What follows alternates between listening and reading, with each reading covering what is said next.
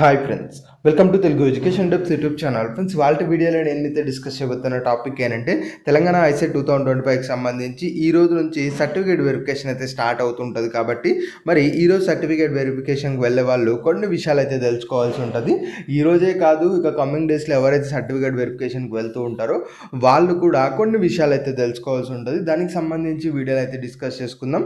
So video అనేది ఇంట్రెస్టింగ్గా ఎస్పెల్గా ఉంటుంది. పూర్తిగా చూడడానికి అయితే ట్రై చేయండి. ఇక టాపిక్ అయితే స్టార్ట్ చేసే ముందు నా చిన్న రిక్వెస్ట్ ఏంటంటే, ఇప్పటివరకు మన తెలుగు ఎడ్యుకేషన్ డెప్స్ యూట్యూబ్ ఛానల్ని మీరు ఎవరైనా సబ్స్క్రైబ్ చేసుకోకుండా చూస్తున్నట్లయితే మీకు యూస్ఫుల్ అయ్యే ఇలాంటి ఎన్నో వీడియోస్ కోసం అయితే సబ్స్క్రైబ్ చేసుకోండి. ఫ్రెండ్స్, ఇక టాపిక్లోకి వచ్చేసినట్టయితే ఇవాళ మనకు సర్టిఫికేట్ వెరిఫికేషన్ అయితే జరగబోతుంది కదా. ఇలా సర్టిఫికేట్ వెరిఫికేషన్కి వెళ్ళే వాళ్ళు ఆల్రెడీ ఏమేమి డాక్యుమెంట్ తీసుకెళ్లాలన్నది మనం మాట్లాడుకున్నాం. బట్ ఇక్కడ కొంత ఏంటి అంటే కొన్ని ఆల్టర్నేట్ డాక్యుమెంట్స్ కూడా మీకు యూజ్ అయితే అవుతాయి. వాటిని కూడా మీరు క్యారీ చేయవలసి ఉంటుంది.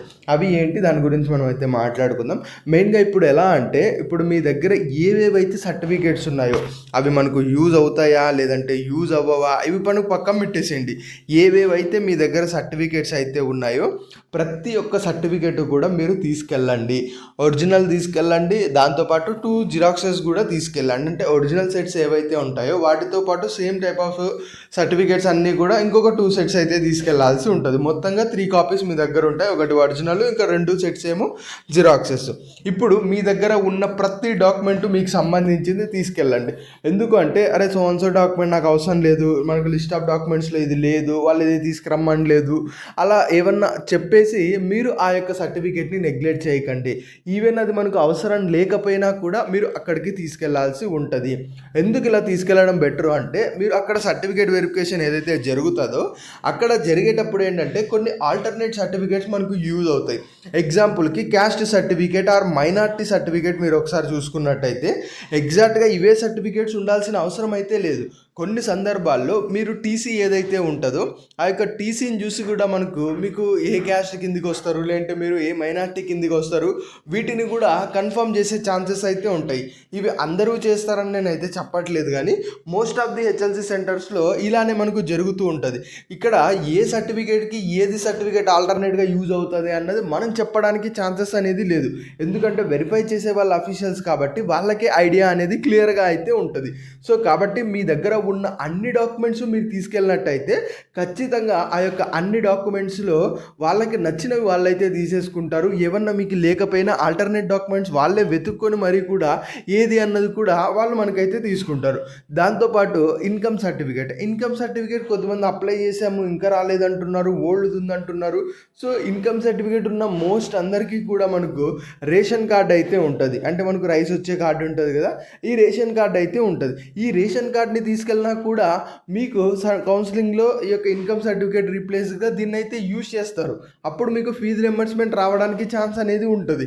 సో కాబట్టి ఏంటి అంటే, ఇలా ఉన్న అన్ని డాక్యుమెంట్స్ మీకు సంబంధించి, ఇప్పుడు రేషన్ కార్డు తీసుకుంటే అది మన ఫ్యామిలీది కదా, మాకే అవసరం లేదండి చాలామంది తీసుకెళ్ళకుండా ఉంటారు. కానీ ఒకవేళ మీరు ఇన్కమ్ సర్టిఫికేట్లో నేమ్ తప్పున్నా లేదంటే ఏమైనా మనకు రాంగ్ ఉన్నా కూడా వాళ్ళు కన్సిడర్ చేయరు. అలాంటి కేసెస్లో మీరు ఈ యొక్క రేషన్ కార్డు తీసుకెళ్ళినట్టయితే డెఫినెట్గా మీకు హెల్ప్ అనేది అవుతుంది కదా.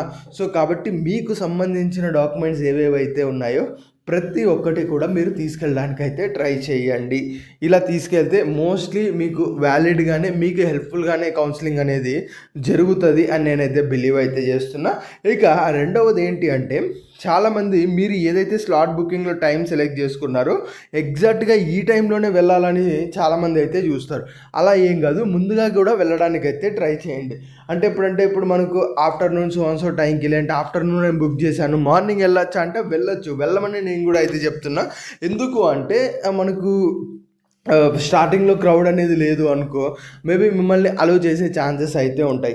ఇంకా గమనించాల్సింది ఏంటంటే, ఈ యొక్క క్రౌడ్ని వాళ్ళు జస్ట్ రెగ్యులేట్ చేయడానికి మనకు ఇలా ఇన్ని డేస్లో కౌన్సిలింగ్ అనేది కండక్ట్ చేశారు. సో కాబట్టి ఏంటి అంటే, మనకు ఏదైతే మార్నింగ్ సర్టిఫికేట్ వెరిఫికేషన్, ఈ ఆఫ్టర్నూన్ సర్టిఫికేట్ వెరిఫికేషన్ ఉంటుందా, ఇలా డివైడ్ చేసి వాళ్ళు ఏం లోపలికి అయితే పంపించారు. మోస్ట్లీ ఎవరైతే వెళ్తూ ఉంటారో వాళ్ళని గ్రూప్స్గా డివైడ్ చేసి ఎవరైతే ఫస్ట్లో వచ్చి ఉంటారో వాళ్ళని మనకు అలౌ చేస్తూ ఉంటారనమాట. అనమాట. వచ్చిన వాళ్ళని వచ్చినట్టు సో అండ్ సో డేట్‌లో మీకు ఉందా లేదా అన్నది చూస్తారు. ఈ సో అండ్ సో డేట్‌లోనే మీకు సర్టిఫికేట్ వెరిఫికేషన్ ఉంది అంటే డెఫినెట్‌గా మీకు అలౌ చేస్తారు. అది మార్నింగ్ షిఫ్ట్ ఉన్నా, ఆఫ్టర్‌నూన్ షిఫ్ట్ ఉన్నా ఒకే టైంలోనే మీకు అలౌ చేస్తారు. సో ఎంత త్వరగా కౌన్సిలింగ్ కంప్లీట్ అయితే అంత మేలు కదా!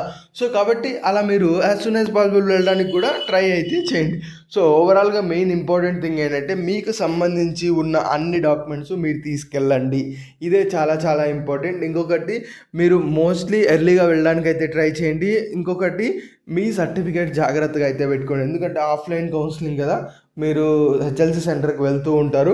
అక్కడి నుంచి రిటర్న్ అయ్యేటప్పుడు కానీ, వెళ్ళేటప్పుడు కానీ మీరు క్యారీ చేస్తున్న మీ ఒరిజినల్ డాక్యుమెంట్స్ అనేవి కేర్‌ఫుల్‌గా చూసుకోండి. ఎందుకంటే 1 ఆర్ 2 కేసెస్‌లో ఇవి మిస్ అవ్వడం కూడా నేనైతే కామెంట్స్‌లో కానీ, రీసెంట్ ఇయర్స్‌లో కానీ చాలా వరకు అయితే విన్నాను. సో కేర్‌ఫుల్‌గా ఉండండి. వాటికి సంబంధించి సర్టిఫికేట్స్ రిలేటెడ్‌గా. ఇంకా ఏదైనా డౌట్స్ ఉన్నా కూడా ఇన్‌స్టాలో డైరెక్ట్ మెసేజ్ చేసి అడగవచ్చు. మేబీ ఇన్ టైంలో రిప్లై ఇవ్వలేకపోవచ్చు. ఒక 1 డే అలా డిలే అయితే అవుతూ ఉండొచ్చు. మ్యాక్స్ ఇన్ టైంలో రిప్లై ఇవ్వడానికైతే ట్రై చేస్తా. ఇది ఫ్రెండ్స్ మెయిన్‌గా వీడియోలో తెలుసుకున్నది. వీడియో నచ్చినట్లయితే లైక్ చేయండి. మరి ముఖ్యంగా మన తెలుగు ఎడ్యుకేషన్ డెప్స్ యూట్యూబ్ ఛానల్‌ని మీరు ఎవరైనా సబ్స్క్రైబ్ చేయకుండా చూస్తున్నట్లయితే మీకు యూస్ఫుల్ అయ్యే ఇలాంటి ఎన్నో వీడియోస్ కోసం అయితే సబ్స్క్రైబ్ చేసుకోండి.